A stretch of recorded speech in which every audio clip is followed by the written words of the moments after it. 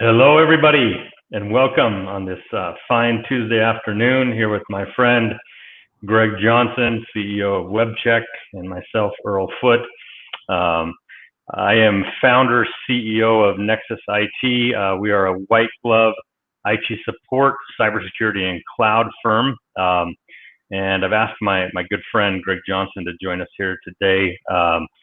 Greg, I'm going to introduce you, here officially in just a minute, but I want to say, thank you for being here, for sharing your wealth of knowledge and your experience over a very illustrious career in cybersecurity and infosec, and compliance and data governance, cyber governance. We're going to get into all these topics, but first of all, just a couple of housekeeping items. We will have a Q&A session here, an open Q&A session at the end. Greg and I will talk here, do a bit of a fireside chat for about a half hour, and then we'll go ahead and open up to an open Q&A session. Please, you can begin to put your questions into the chat on whatever platform you're joining us from. We realize that there are attendees joining from LinkedIn and Facebook and YouTube, and so welcome to all of you. Feel free to interact. We will try to keep an eye on those chat questions, and if we can address them as we go, we'll do that, and then we'll have a nice, open Q&A at the end. Really quick, I just wanted to also mention that I will be doing another one of these on December 8th with my good friend Nate Spears, co-founder of ClearSource. Nate is perhaps one of the most thoughtful leaders that I know, who thinks about leadership and his team at depths that I could only dream of, and that I've rarely seen within business leaders. And he's got an amazing amount of insight. And so I invite you all to join us again on December 8th at 3 p.m. with my friend Nate Spears and I. But for the moment, I'm here with Greg Johnson. Greg is the CEO of the world-class penetration testing and cybersecurity services company, WebCheck Security. Greg started WebCheck Security after serving on several executive teams and with a long sales career and management career in technology companies such as WordPerfect, Novell, Security Metrics, Align, and Secuvant. A BYU graduate, Greg began his career in the days of 64K, 5.2 5-inch floppy drives and Mac 128Ks. I think you were in diapers then, Earl.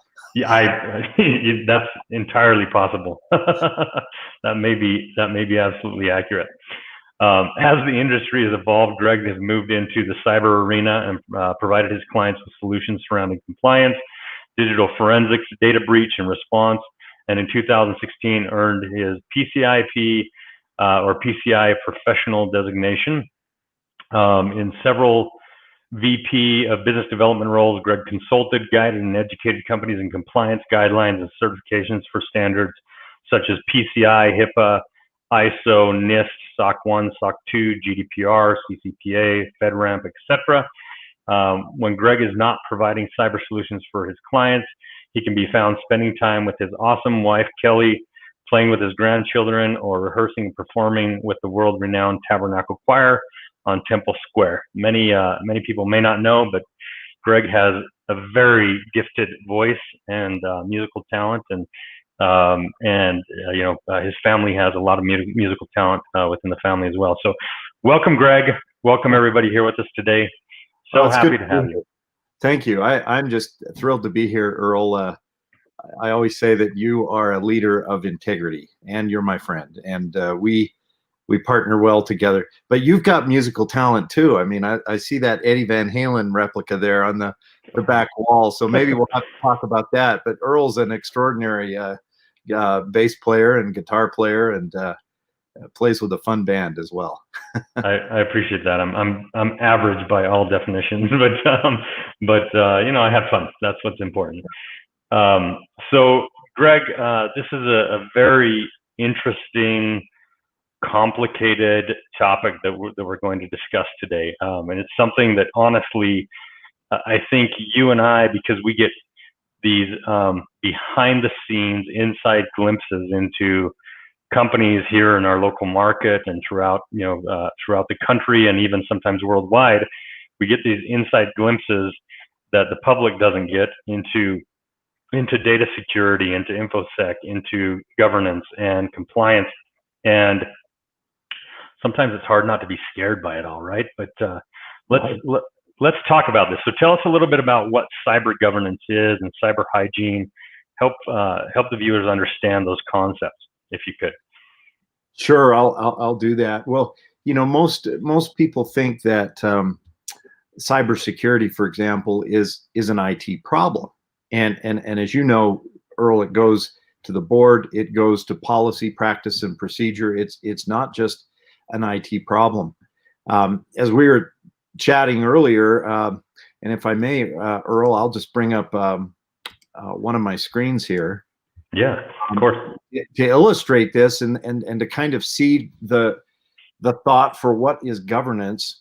I mean, think of cybersecurity program management in an organization, and most organizations don't have it. In fact, Earl, an interesting statistic that I looked up just today, preparatory to coming on, is how many organizations really have CISOs? And do you know, Earl, that in the Fortune 500, only 38% of all of those massive companies even have a CISO? And we'll talk about what a CISO is and what they do. In short, it's a chief information security officer, presumably somebody who's at the board level. But only 38% of those very large companies have them, and yet almost every company needs some form of cyber governance. Well, as the viewers can see in this webcast, this is representative of just some, I emphasize some, components of cybersecurity. Cybersecurity is kind of like Thanksgiving at the Johnson household. But typically we gather at my mom's house, and this is appropriate for Thanksgiving because here we are, right? And there's always these wonderful pies. You got to have Ben's pumpkin pie that he made from scratch, and my sister Julie makes these amazing apple pies, 2 or 3 different kinds, and somebody will bring the big Costco pie, right, the big pumpkin pie, and somebody's going to make bread pudding. You've got all these wonderful things that make up the Thanksgiving feast, and cybersecurity is no different. You've got everything from incident response planning to security awareness to endpoint protection, identity and access and authentication, disaster recovery, and just the actual policies and documenting them themselves. There's so many components to that, and the reality is that most organizations are just trying to keep their technology up and running properly, right? You know this, Earl, because you guys do it the best in the industry. But who's going to govern and manage all of these other things? And so when we talk about governance, we're talking truly about real cyber program management and accountability within an organization. So I think you mentioned something very interesting there, Greg, right from the beginning, and that's that you said this isn't only an IT problem. In fact, it's a business problem. In today's world, it is a business problem that the entire business unit needs to look at, be aware of, be mindful of, and be planning for, and be strategic with. And I think that organizations that I hate to use the word fail, but the reality is organizations that fail or neglect to take that type of an approach are organizations who are going to end up in the news for, having allowed the data of their clients, of their employees, to be compromised. And so cyber governance, cybersecurity is no longer just a problem that the executive team says, IT department, you guys deal with that, right? That's your thing. We don't want to know anything about it. That's annoying. It's boring. It's ugly.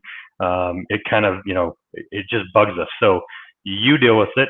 And if something goes wrong, we're gonna yell and scream at you, and we're gonna point the finger at you.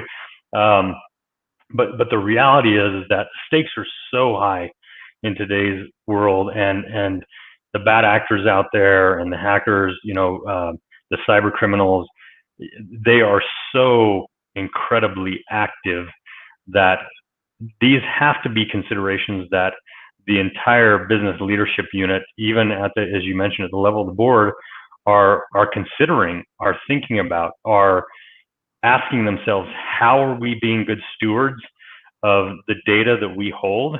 How are we keeping our proprietary data, our client data, our HR data, our financial data? How are we keeping that all safe and secure? And the reality is it becomes insanely complex. When we look at this pie chart you've shared with us here, there's so many components, and as you mentioned, this is just kind of scratching the surface. And so I think you and I wanted to talk today a little bit about some of the biggest challenges we see organizations face when they start to think about this concept of cyber governance.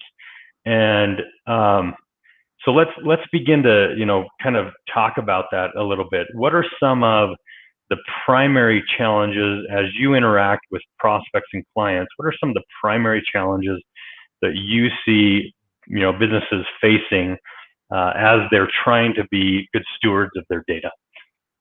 Sure. Fantastic question, Earl, and a great way to kick that off. Let me frame that in two parts, if I may. One would be what have we kind of learned with COVID, and what are the challenges now that we've seen organizations are facing with this decentralized perimeter? Fair enough? Yeah. Yeah, and so let's drive into that, and then number two, and I think you and I are going to do a presentation on this later on in February with your elite CISO group. You may want to mention that on this webcast, but I'd like to share a few data points from maturity assessments that we've done on organizations large and small, and kind of the common glaring denominator in a lot of them. So does that sound like a good place to start, those two elements? Fantastic. Yes, let's do it. Okay, fantastic. So you said something, Earl, that I'm going to key off of here. Another thing that I looked up earlier this morning as we were preparing is I found a really good article about some of the key things that we've learned, and there are 6 things.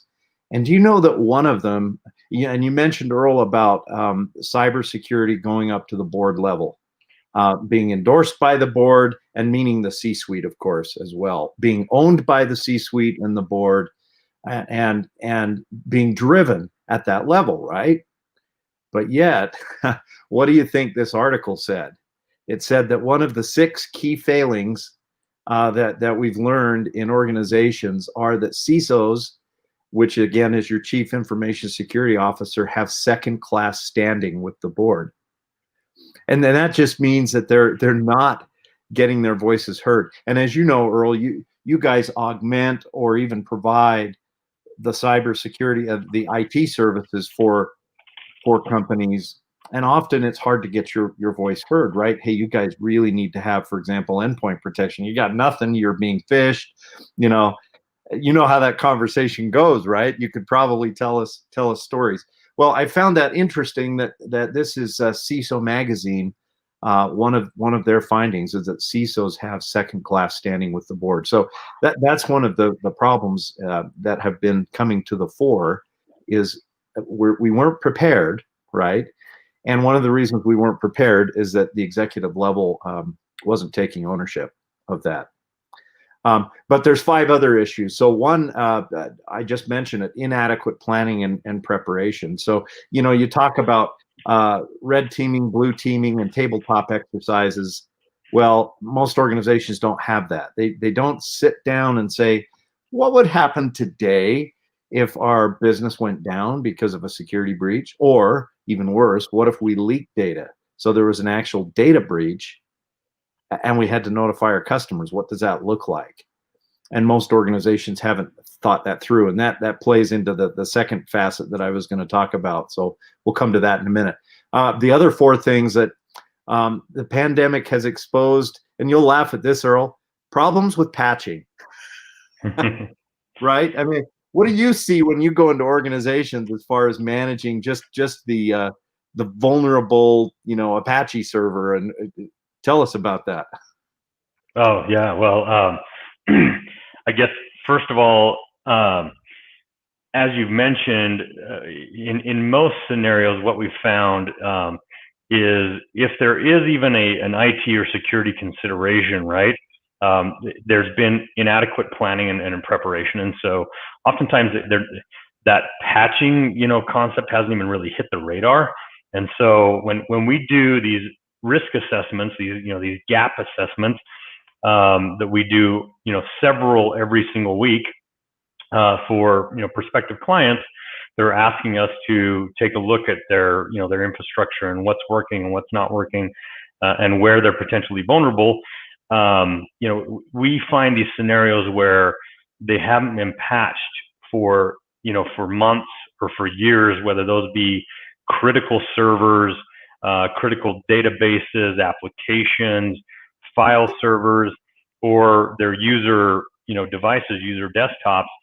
Or you find, you mentioned that Linux Apache server. Linux is, always introduces its own little interesting, what I want to call it, variables, into the equation, because you've got open source platforms that aren't necessarily, kept up to date or patched. And you might be running, if you're running, an older version of Apache, you may not be able to run on the newest versions of a Linux operating system, and therefore, and you can't patch and get to the latest Linux operating system, and therefore that server is significantly vulnerable, not to mention that the Apache version is significantly vulnerable. And then upgrading the Linux version and the Apache version, is a massive undertaking. It usually entails some significant downtime in the process. And, whatever you're hosting, if it's a web app or a website or some SaaS platform or whatever it is that you're hosting there, you may break it in the process. And so you schedule this maintenance window to do this Linux server, patch and patch bring your Apache up to a current, version. And in the process, you're thinking, okay, we need this 2-hour, 3-hour maintenance window to do this process. We're going to do it from 1 a.m. to 4 a.m. And then everything is going to be honky-dory. Well, you might break your web app in the process, right? Or your website. And suddenly, what was supposed to be a 2-hour maintenance window is turned into 48 and 72 hours of potentially a massive SaaS platform being down, right? And so oftentimes IT departments sit there and go, I don't want to take the risk. Like, I realize we're in a massive risk of a cyber risk here, but I don't want to take the risk of trying to patch. So which, the worst of two evils, which way do I go, right? It's a hard question, but yeah, it's an interesting proposal for sure. It is a huge issue and a huge problem. So clearly you've seen that. So continuing with some of the other issues is, and you've seen this over the years, continued reliance on perimeter defense. When COVID happened, what happened to all of these organizations? People had to go home and start working, right? And Earl gets calls from hundreds of people saying, hey, you need to set us up with VPNs and all this stuff. Well, I think, and this is another discussion in and of itself, right? But people realized that they just didn't have the contingency plan in place to start going off of a perimeter identity, authentication, and access policy and zero trust versus reliance on the good old Fortinet firewall, because suddenly they're not coming in through the Fortinet firewall, or even if they could, because they didn't support 1,000 VPN connections.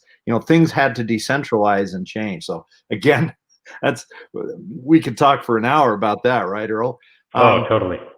But here's another one that COVID exposed, and that is insufficient visibility and controls, right? So often as we're implementing the IT infrastructure, there's not sufficient visibility into logs and sufficient alerts and technologies that let us know when there are problems happening in the organization. And then finally, kind of a lack of agility. Corporations realize that sometimes their policies and practices didn't allow them to pivot as quickly as they needed to, and that had to change. So those 6 things were some real vulnerabilities that were exposed by COVID. Now let's tie that back to governance before we move on to that next segment I alluded to, and that's because most of those companies didn't have cyber governance. They didn't have tabletop exercises. They didn't have incident planning. So that comes neatly into item number 2. What is it that we're seeing at WebCheck Security with regards to cyber governance in general as one of the biggest holes? So I pulled up, Earl, the last 4 cyber maturity assessments that we did, right? And let me just explain how we do those. Now, there are many frameworks out there. Often customers will come to you, Earl, and they'll say, hey, we need a SOC 2. And then we get involved and we help moving them down that path. And a lot of it involves technology that you need to manage for them. It involves finding the gaps, which is what we can do. And then we can bring in a partner that does the certifying, like ARC360, and they'll give them their SOC 2 certificate. But that's a journey, right? Yeah. So we have a generic kind of a high level, we call it a security or a maturity assessment or a cyber hygiene assessment. It's kind of like a litmus test. How good are you today? And it gives you a risk score. So if your risk is high, the maturity score inversely is going to be low, right? And then those two eventually have to meet. We go towards low risk and a high maturity score.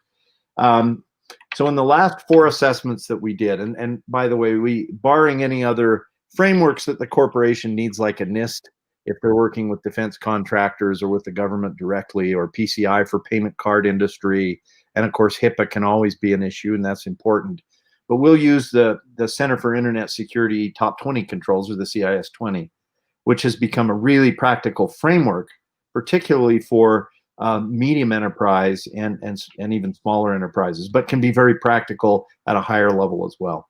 Totally. And the point is, I pulled up the last 4 assessments that we did, and we should have done a poll here, folks. What do you think was the common denominator? And I'm just going to share, if I may. Yeah, fantastic. I've cut and paste almost verbatim what Kurt, one of our assessors, had put in these assessments. So let me bring that up for you. And let me just say this data came from a very large equipment dealer out in the Northeast. It came from a very large, well-known realtor organization. It came from a very large developer that does contests and websites for a well-known gas convenience chain across the U.S. And several others. One was even a very small organization that had no firewall. They were all working from home, including the CEO, and that was just the nature of their distributed business. But this was it. They all had a glaring hole in incident response and management. And it's funny because we could almost cut and paste this across all 4 assessments. There are several policies missing.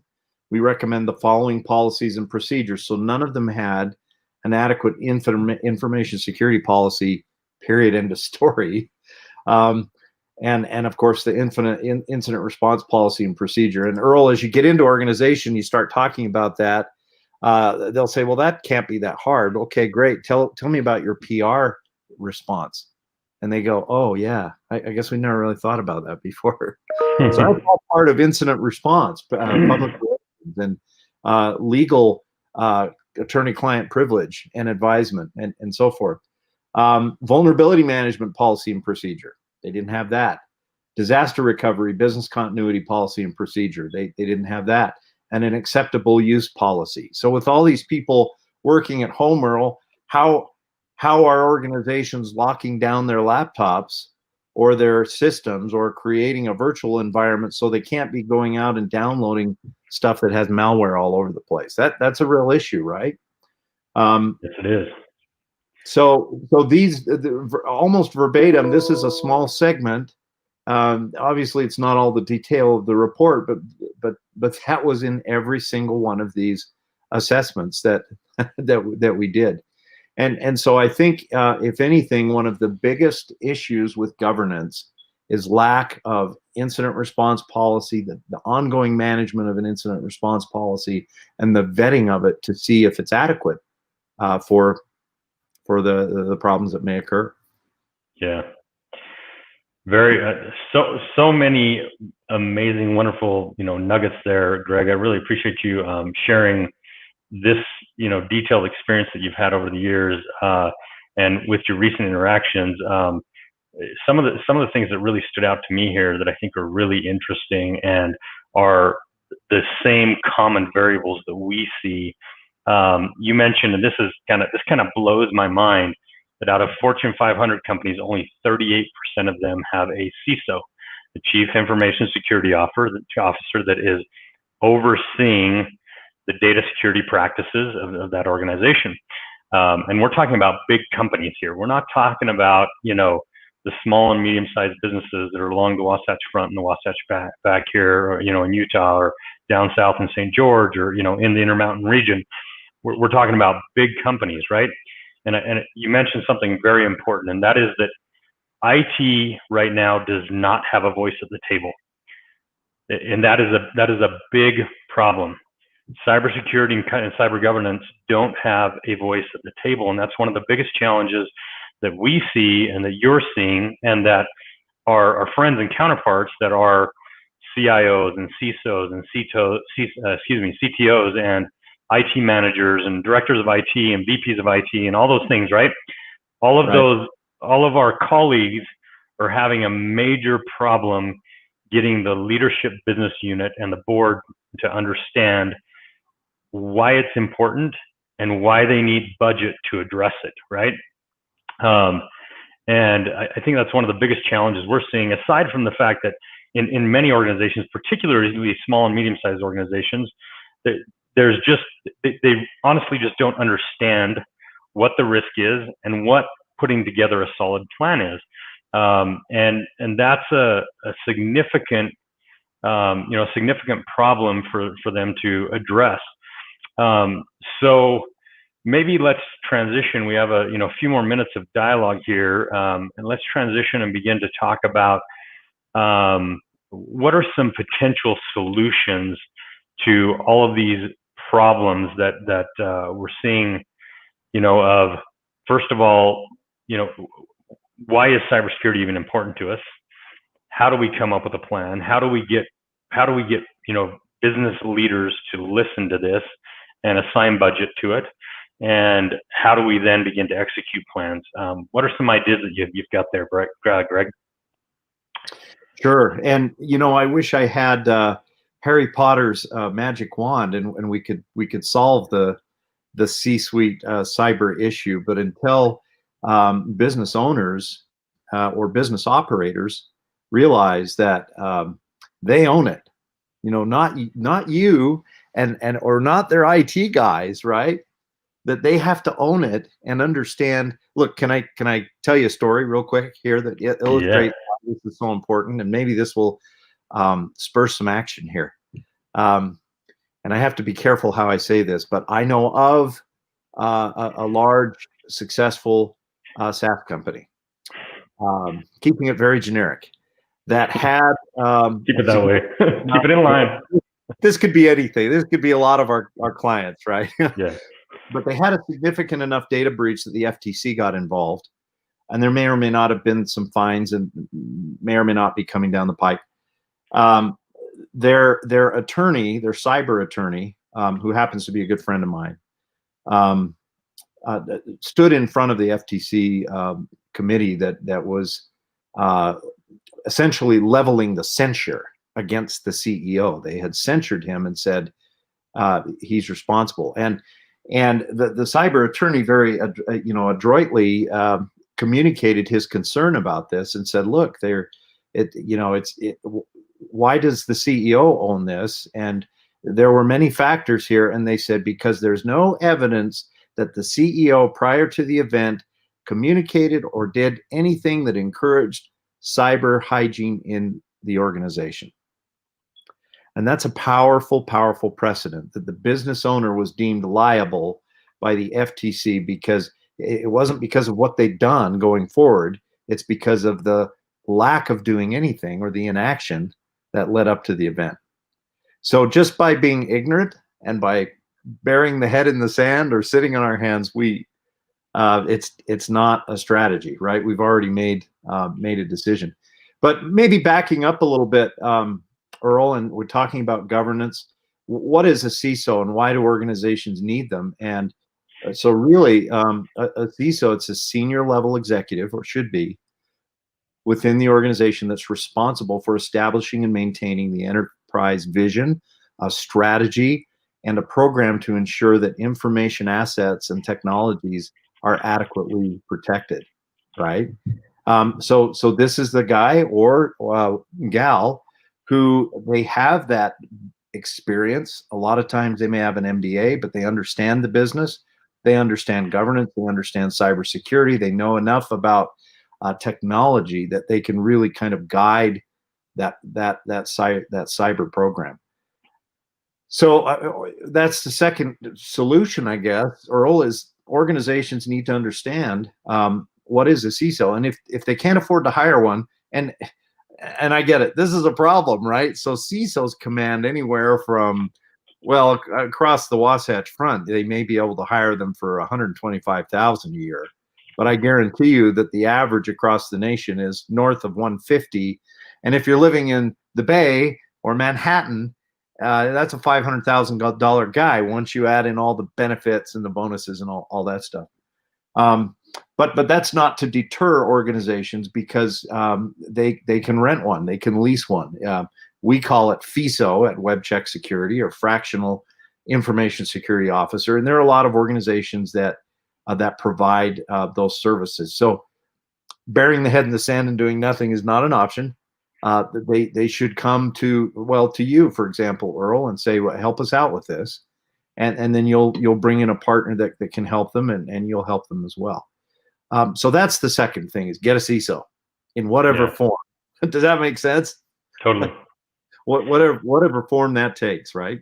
Yeah, even if it is fractional, as you mentioned, or virtual, and that's the reality with, if you're not a massive business, you probably don't have a full-time workload for a CISO. You probably need, a few consulting hours per month. And when I'm talking a few, I guess it depends upon the size of organization. It might be, you might need 2 to 4, you might need 20, you might need 40, right? But the reality is that for affordable rates, you can actually begin to understand what your vulnerabilities are, what are proper governance practices, putting together incident response plans and all that kind of stuff, and begin to. And that's the thing that a lot of businesses don't necessarily understand, is they think that cyber governance, cybersecurity, it's a one-time event. Like, oh, we're going to tackle that in 2021, and we're going to talk about that, and we're going to come up with a plan, and we're going to execute on that plan, and then we're good, right? And the reality is it's an ongoing management process. Yeah, if you think you're good, you're going to be in really bad shape, in a quick hurry. Unfortunately, the bad actors out there, the cyber criminals, they are evolving their tools and tactics at breakneck speeds, and therefore, professionals who understand what they're doing and understand how to combat that need to be engaged in an ongoing management process, right? Right. And just a couple of quick things here too, Earl, and I guess we're getting close to the time you wanted to open it up to questions, but one key thing that doesn't cost a ton of money, and I phrase that, there are many organizations that can run cyber assessments. Some of them are going to charge 20 grand. Um, but they don't have to. They're just conducting an assessment, starting with, for example, the maturity assessment I mentioned, using a common framework like CIS-20 that's digestible, implementation group 1, which is, I guess, for immature or nascent organizations, and it can grow with the needs of the organization. That's a good place to start. We are advocates at WebCheck Security of penetration tests, obviously, because we do them. They're easy to do. They're a little bit less expensive, but that doesn't take into account all of the other pieces of that pie that we showed earlier, right? Yeah. We can show where the holes are. Where can I pour the water through the sieve?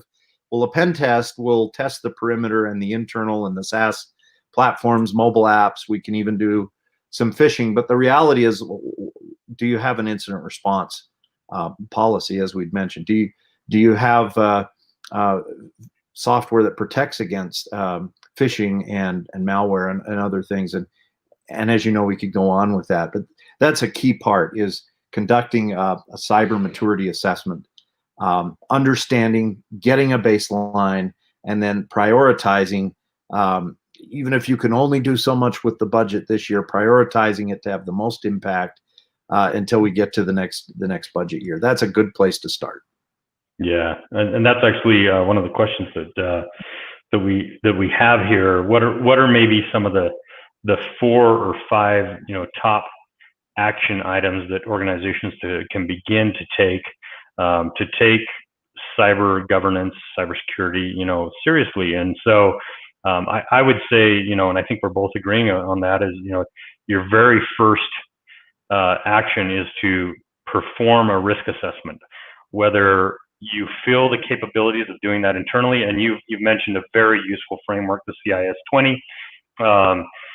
If you feel that your team internally has the expertise to execute upon that internally, fantastic. If not, bring in an outside resource, right? That can do an in-depth analysis. And here's the thing, and you mentioned, at the top of the hour here, we talked about this. This is not just an IT problem. It is a business problem.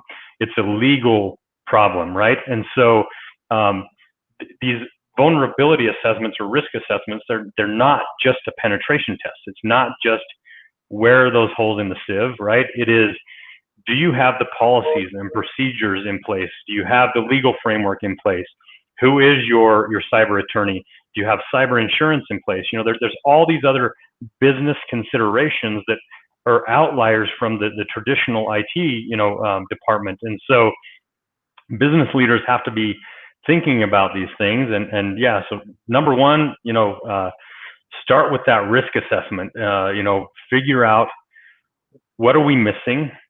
What is a good best practices kind of framework, that we should be following within this organization to be good stewards of our data? And you mentioned something really almost disturbing earlier, and that is that this is becoming such a problem that the legal ramifications for being negligent are becoming quite significant. And I'm not just talking about at a business level. We know now that state and government regulatory bodies and even the state itself will pass down fines, but they can go after your personal assets if they deem that you as a business leader have been negligent in protecting the data of your clients and your employees. And so, that multi-million-dollar mansion on the hill could disappear if they deem that that they want to compel you to sell that by the court so that you can cover the damages. It's becoming a significant situation, and it needs to get to the ears of more and more business leaders so they understand this isn't just, I'm just going to tell the IT guy, whoever that is, if I call him, because oftentimes, let's be honest, the IT guy in some of our clients' organizations is the CFO, right? Or it's the receptionist at the front desk who happens to know a little bit about technology and can help people fix the printing problem, right? And so I'm passing the buck off to that person and saying, you're in charge of cybersecurity, right? And then I don't want to know anything else about it. And that is an approach that is going to land you in some problems. And so, so yeah, number one, do that risk assessment. What would you recommend as a second item? One of the questions we've got here is a second item. A second action that should be taken in proper cyber governance. Well, that kind of leads to a process that I was going to suggest. We have several clients where this exact scenario has played out. They're concerned, or one of their CEOs or COOs, somebody in the C-suite is concerned about cybersecurity, so they engage with us to do an assessment. What we do is we come in and say, this is great, but you're going to need help with this. You're going to need help implementing it. So ideally, let me give you an example. We recently engaged with a large manufacturer, and that manufacturer had a login portal for its partners and dealers and so forth as well, of the equipment that they make. So we went in, worked with the IT manager and the CFO, and it was great that the CFO was there in the initial discussion to at least get his head around where we were going with this and what we were doing. And then in subsequent discussions, he was able to bow out. But we engaged for the cyber assessment, delivered the assessment, made recommendations that were in a prioritized fashion. And incidentally, incident response is the first thing they need to work on because they're very exposed. And then at the same time, we engaged with them to do a penetration test. Once they had their kind of their heads on with regards to what the priorities should be, then we checked their SaaS and their firewalls to just see how easy it was to get in. Lots of great findings there, incidentally. But that was kind of a 3-step process. Then engage with them as a CISO to now start working with them. And at first, it's only 5 hours a month. Some companies, they'll want us for more than that initially, and then we kind of spin it down a little bit. But that's fundamentally a good way to go about it. Is get an assessment. As you mentioned, if you've got internal staff that can do it, great. It's always nice to have those third eyes come in that aren't really invested and can objectively say, hey, we want to help you, and here's what we're seeing, and then write that down. Then you run some of the vulnerability assessments from a technology perspective, which may involve penetration testing, and then 3, leasing that CISO guidance, which doesn't cost. I mean, Earl, imagine what you have to pay a $250,000 a year CISO every month to keep that guy happy, right? And we can come in for a couple thousand or less for a few hours a month and help them provide the governance. So that's a great plan. There are other things, for example, reviewing the cybersecurity policy, reviewing supplier security and supply chain security. Those are all things that a CISO can help an organization to do.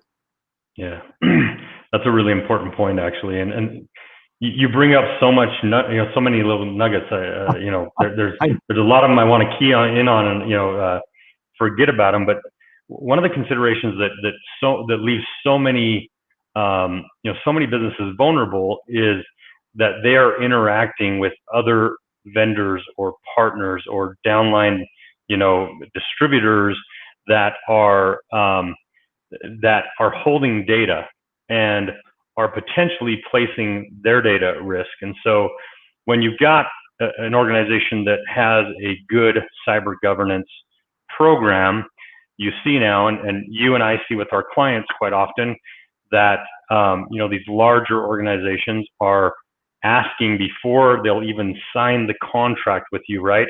They're asking for a third-party attestation of your cyber hygiene, right? Right. And that's something that as organizations we need to start to think about, even smaller organizations, right?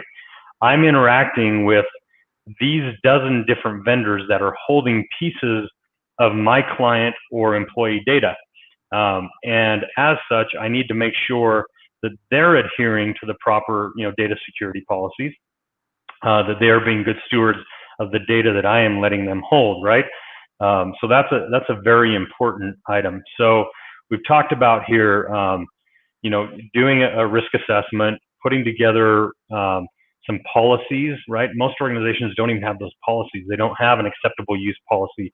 They don't have a mobile device policy. They don't have a password policy. They don't have, an incident response policy, nor is anybody educated on the incident response policy. And what do we do if we are breached, right? What do we do if we are encrypted and nobody can work? Literally, last week, we went to a business here in Utah who got a ransomware and had been down 2 weeks before they called us. Wow. 2 weeks, they were non-operational. And I'm talking about a business that transacts hundreds of thousands of dollars a day, okay? They had already lost millions of dollars of revenue in 2 weeks because they were non-operational due to a ransomware. They had no incident response plan. They didn't know what to do, and they took 2 weeks before they reached out to us. And so, those scenarios are generally scenarios where we can help an organization within 24, 48, 72 hours at least get operational, and then begin to, figure out all of these other components so that it doesn't happen to them again. And if they do have some sort of other incident, they know what to do about it, and they can be, get operational again. So here's an important point that I want to key in on that you briefly mentioned, and we have a lot of SaaS and tech companies here in Utah. We know that we're a thriving, tech and startup market right now, and I think there's a significant gap of understanding of security in tech companies, and particularly in SaaS. And I think this because we get glimpses inside of them very often, and I know you do as well. Let's talk a little bit about SaaS platform and software security and database security. These are things that these organizations often don't think about or even know, that we have loopholes, we have gaps and vulnerabilities in our code, in our backend databases, in our cloud infrastructure, right? So let's talk about that. What have you seen there, Greg? Well, I'll tell you when the security question hits them, Earl, and we're talking SaaS platforms, is as they go upstream and they land a big client, and the client says, we need to see your penetration test. And they kind of go, hey, we haven't had one, And so they'll reach out to us and say, we need a pen test and we need it fast. Yeah. And so, they need that attestation, but web application testing is, it's critical. So the overall security is one thing, but that component, that's the front line, right? That's the portal they're providing, the service they're providing. Often it has PII, or your personally identifiable information, or your health information. So fintech, we even get a lot of clients, Earl, that are collection agencies and law firms. Why? Because they're taking in data into their systems. But anyway, digressing here, back to web applications, there is so much that can go wrong. There's a whole category of injection errors. There's SQL injection and LDAP injection and CGI cross-site scripting, all of which are fundamentally where you can inject code that does bad stuff and gives you access sometimes not only to the server, but allows you to deposit malware, exfiltrate information. And so testing that with not just running a scan, right, but getting an engineer who's certified. And this is where I should probably define what a pen test is. We defined what a CISO is. A pen test is a real world simulated attack conducted by a highly experienced individual that's a white hat hacker, right? Yeah. They know what they're doing. They presumably know how to document and take screenshots. So they're very professional. And then they can get on the phone with the client and debrief it and say, here's why the input validation is bad on this particular field, because I was able to guess your password running another tool called John the Ripper, and I was able to get into your system. So with these SaaS companies, if they haven't bumped up against a client that's going to say, hey, we need to see your pen test, they will. And before they even get there, why risk it? Get the test, make sure that all of the, and Earl, we never do a pen test, but there's at least a medium risk vulnerability. And that means that something that if someone persists long enough, they can get in and cause a significant amount of damage, man-in-the-middle attacks and things of that nature. They do take some effort, but having those vulnerabilities means that you can be hacked. So that's critical. And that leads to another discussion, and that is DevSecOps and code review and things of that nature. I don't even know if we have time for that, but a lot of times these companies, they'll go to reputable places like Solution Stream or others that are great companies, or they'll do it in-house, and they'll build this great operational platform, but perhaps they haven't taken into consideration the development security operations that's part of that, or DevSecOps. Right. Yep. And so there are tools, there are scanning tools and policies and practices that they can use as they go along. And it doesn't replace having a pen test at the end. That's kind of the end game. But what it does is it ensures that the code that's deployed is going to have less loopholes in it. So it's important to have a DevSecOps policy, number one, and number two, to have an annual penetration test at least. Yeah. Really, really important points. And I think if I could give a piece of advice, and you and I, Greg, we interact often with local, startups and SaaS companies, and we see a lot of these brand new startups that you've got a technical co-founder who is, default named the CTO, but they're also burdened as the CIO and the CISO. And while very talented technology designers and architects and very innovative and creative people, and they're amazing developers, sometimes they don't understand that DevSecOps component, and they don't take into consideration. So if I could give a piece of advice, first it would be, when you're developing your programs, do the proper research into your language, into your database engines, into your cloud platforms, to understand what your vulnerabilities are, and where, what code and databases and cloud services you can use that are going to be the most secure for your platform. And then second of all, understand that if you don't keep that all up to date and patched, you're going to continue to have vulnerabilities. And so you need to assess those vulnerabilities. You need to have a good patch policy that is being executed, but you also need to assess those vulnerabilities on regular occasion. Again, going back to that pen test, but a web app, or an application pen test, because we're talking about, if we're doing something comprehensive here, you're talking about IT infrastructure, but you're also talking about a SaaS company with their own web app, right? And those penetration testing, those two different things are very different, right? And understanding the security vulnerabilities of each of those are very different, things. And so that would be a piece of advice I would offer. So, Greg, we're winding down on the hour here. This has been a really constructive, fun conversation. Yeah, it has.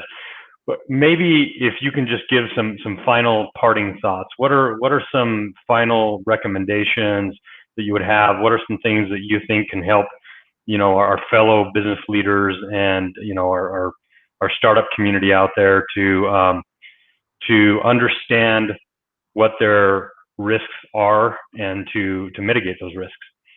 Sure, and I'll key off something you said there, Earl, with evaluating the platform. So I'm going to speak directly to so many of our colleagues here in Silicon Slopes.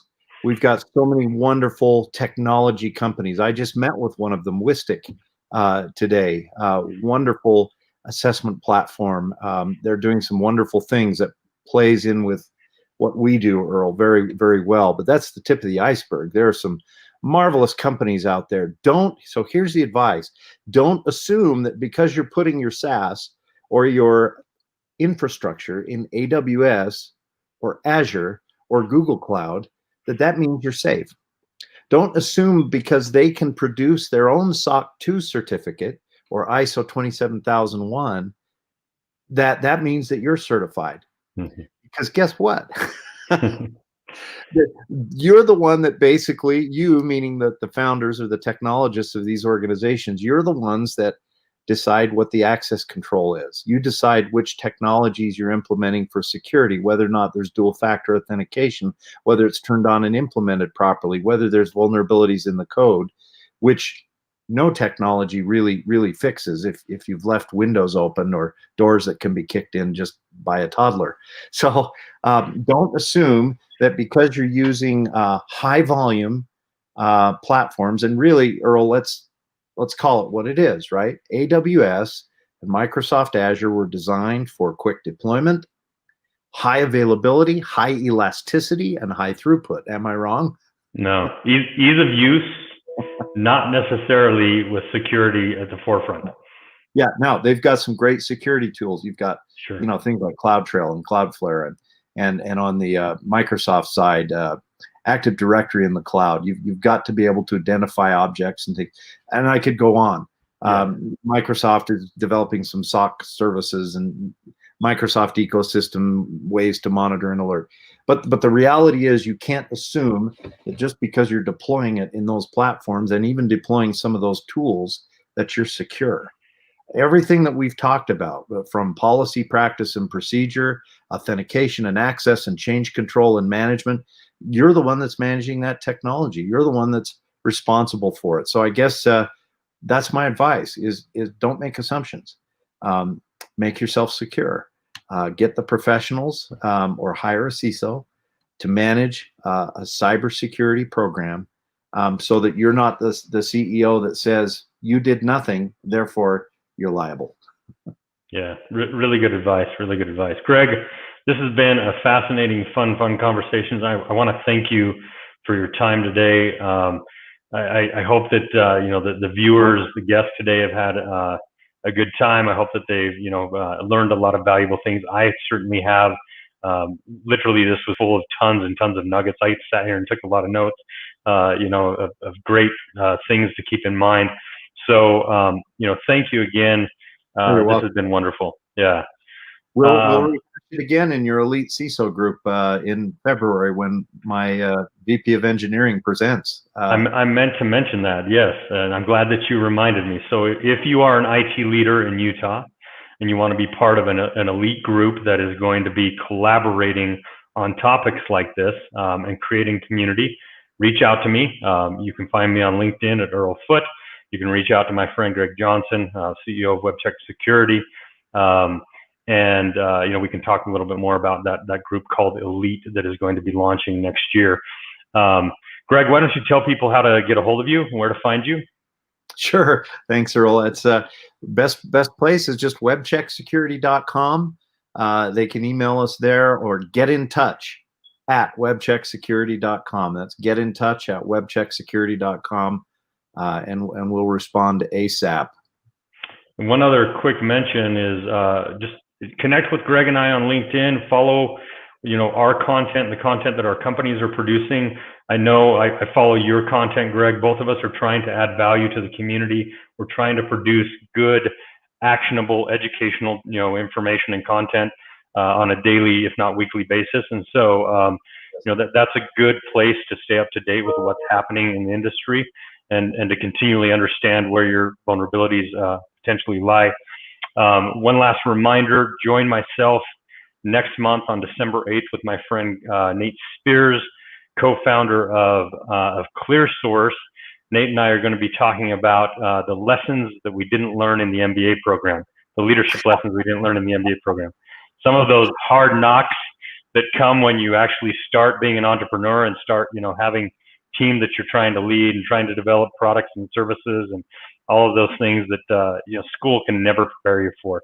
So it's going to be a really fun conversation, and Nate has amazing insights. Very, very, very bright guy, just like yourself, Greg. So thank you again. We're going to sign off, and we'll see you all on December 8th at 3 p.m. Thank you, Earl. Thanks, my all. friend.